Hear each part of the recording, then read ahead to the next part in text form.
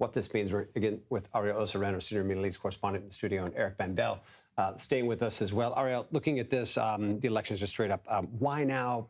Sort of who won and what's the most significant aspect for us to take away? Why now? Because the Palestinian Authority is trying to prove to the West that it can engage in significant reforms.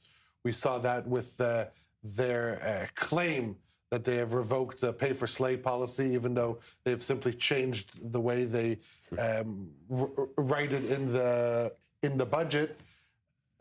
So the Palestinian Authority is trying to prove to the West that they are still relevant. They want to take control over the Gaza Strip. They don't want this new committee of technocrats, whoever knows what that is, many of whom haven't even entered the Gaza Strip yet, to assume control and to undermine the Palestinian Authority. They want to unify the West Bank and the Gaza Strip once more. So they're trying to show that they can engage in elections, in the democratic process, to prove that they are the only legitimate governing body that can actually assume control over the Gaza Strip moving forward. And that leads to your second question. Yes. Who is the winner? Well, we can for sure say who are the losers. And that is Hamas, who has been excluded from this process. In order to be eligible to even run in these elections, you have to accept Israel's right to exist and the validity of the two-state solution. Now, the former of that, I think that's significant for anyone watching. This does, I think, break a lot of stigmas with regards to. But how are they excluded? How are they excluded? I mean, I've jumped in. This was a city that is known for being excluded from Israeli ground operations during the war in Gaza. This is largely Deir al-Balah you're referring to, yes, in central Gaza, where Hamas is therefore maintained a strong presence. So how are they excluded from this process? Why? What's their take on just sitting back and letting this happen? Because they couldn't run. They technically couldn't be part of this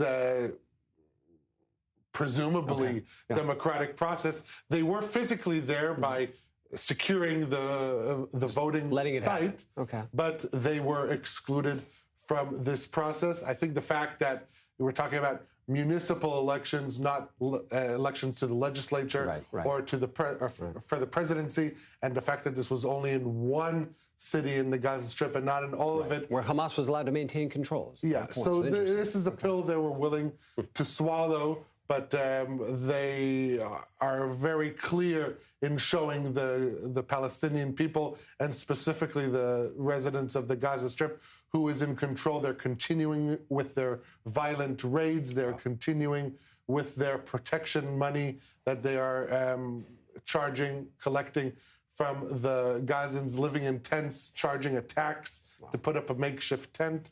And so they have been sidelined from this process, but this does not mean in any account that Hamas is out of the picture. In light of that, Eric, Gaza's been off the news cycle, we could say, for the last couple weeks or months, excuse me.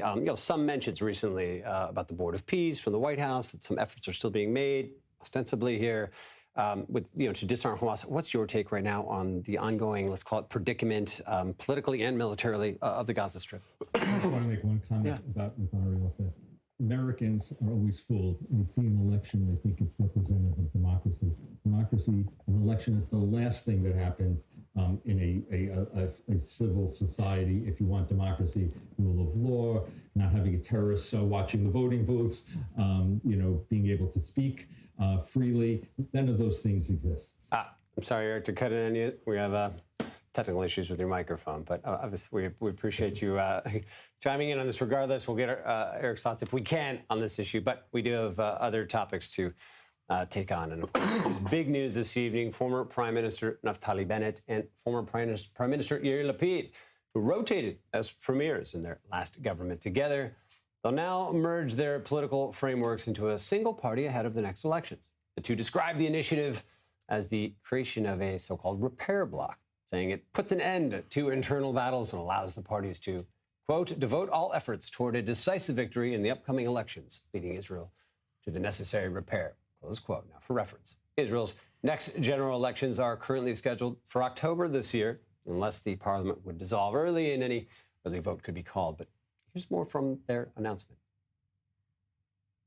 אחיי ואחיותיי, My brothers and אנחנו sisters, בתקופה גורלית. we are in a decisive רגעים גורליים moment. דורשים צעדים Decisive נועזים. days require bold actions, and that's what we're doing tonight. שמח לבשר לכם. I'm happy to announce רוצה הערב, יחד עם חברי that יאיר לפיד, alongside את המעשה הכי with ציוני my friend Yair Lapid, we are doing the most Zionist and patriotic act that we have done for our state of Israel. Tonight we are uniting and establishing the party together under my leadership that will lead to a decisive victory and ushering a new era for our country. My friend and I have differences of opinions in various issues. We're not hiding it. We're proud in it. I am proud that two leaders with varying opinions can unite for the people of Israel, just like our sons, our soldiers are fighting shoulder to shoulder. The unity between us is a message to the people of Israel. This is an end to the era of division. When we are united, we win. On the first day of the new government under my leadership, we will establish a state commission of inquiry to the massacre of October 7th to bring truth and answers to the families and to the people of Israel. We will bring a draft law for all Israelis, everyone, stopping the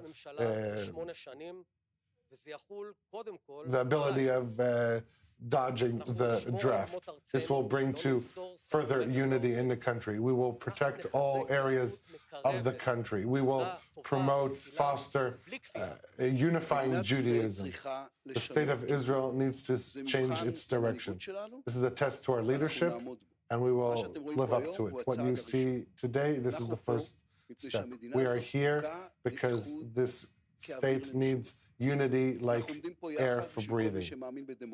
We are unifying everyone who believes in the importance of democracy, in the values of the founding fathers and of Zionism. I want to say that Yesh Atid for the past 14 years has been fighting for the state of Israel. We are putting aside our ego and we are doing what is good for the state of Israel. In order to win the elections, the political center in Israel needs to unite behind Naftali Bennett.